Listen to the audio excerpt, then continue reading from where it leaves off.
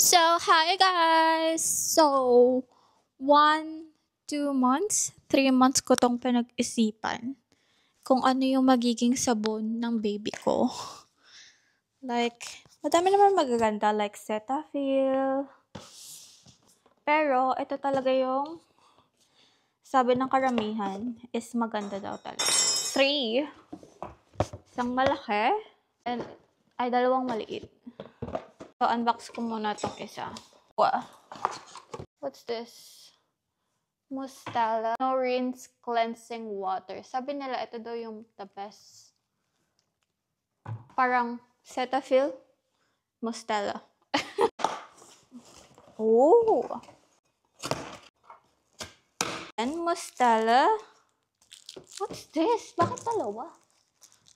Mustela Hair Styler and Skin Freshener.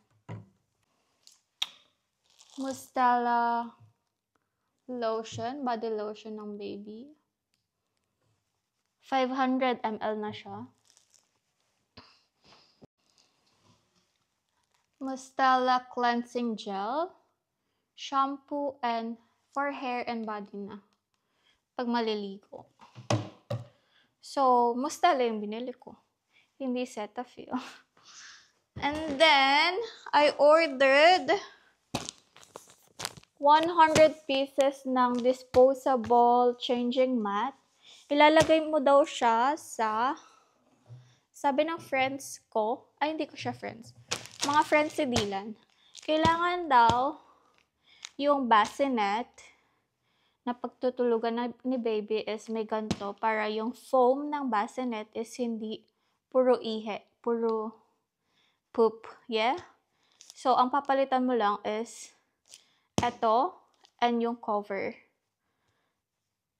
Yun lang. Nag-order na ako kasi, sis, what you call this?